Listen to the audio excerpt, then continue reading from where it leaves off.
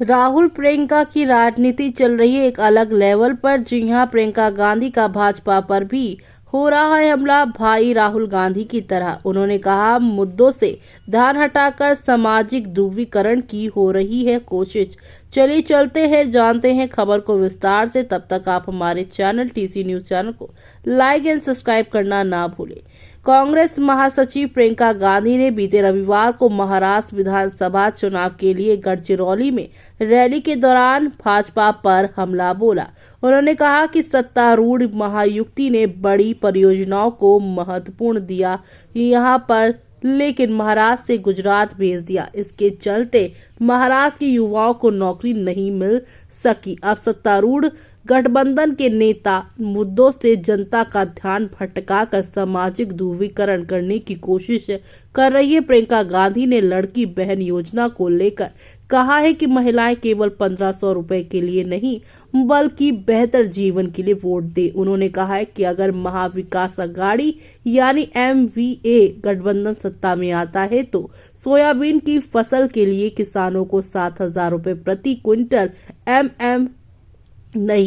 MSP दी जाएगी। प्रियंका गांधी ने दावा किया है कि महाराष्ट्र में 2.5 लाख के अधिक पद खाली पड़े हैं। युवा लगातार सीख रहे हैं लेकिन उनको नौकरी नहीं मिल पा रही है। सरकार का प्राथमिक ध्यान खाली पदों को भरने का होना चाहिए था, लेकिन ऐसा नहीं किया गया। देश में सबसे ज्यादा महाराष्ट्र के युवा आत्महत्या कर रहे हैं। ये बेरोजगारी को दूर करने में भाजपा की विफलता का परिणाम है।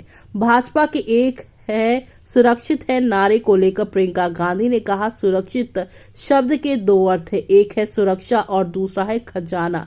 उन्होंने आरोप लगाया है कि देश में एकमात्र व्यक्ति जो वास्तव में सुरक्षित है वो अडानी है। पूरा देश जानता है कि अडानी की सरकारी खजाने तक पहुंच है, जबकि लोग संघर्ष कर रहे। हवाई अड्डे, बंदरगाह जैसे प्रमुख क्षेत्र अडानी के नियंत्रण में है। सरकार नीतियां एक व्यक्ति के रूप में है। सरकार को राष्ट्रीय संपत्ति को एक व्यक्ति को आवंटित करने के बजाय रोजगार सृजन पर ध्यान केंद्रित करना चाहिए। प्रियंका गांधी ने कहा है कि कांग्रेस के शासन के दौरान हमारे नेता लोगों के प्रति जवाबदेह थे।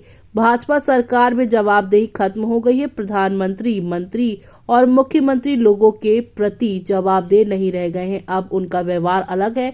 वो अब वास्तविक मुद्दे से ध्यान भटकाते और सामाजिक ध्रुवीकृत करने पर ध्यान दे रहे हैं। उन्होंने कहा है कि छत्तीसगढ़ के लोगों से पुणे की अडानी को इतनी आदिवासी भूमि यहाँ पर दी गई। अगर MVA सत्ता में आती तो वो जवाबदेही, रोजगार सृजन और लोगों को सहायता प्रदान करने का ध्यान केंद्रित करती।